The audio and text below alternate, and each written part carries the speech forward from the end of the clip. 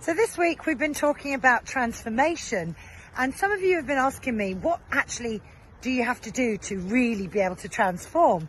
And so here it goes, 3 simple steps that you can do. Firstly, you need to have a motivator. You need a true compelling reason to want to transform, because without it, you're not going to do it. It's as simple as that.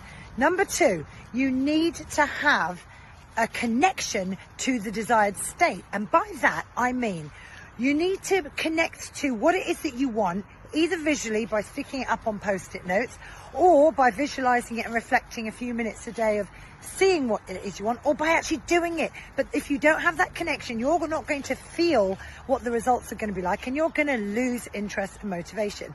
And number 3, you can't do any of that unless you have discipline. Discipline, I am sorry, there is no other way.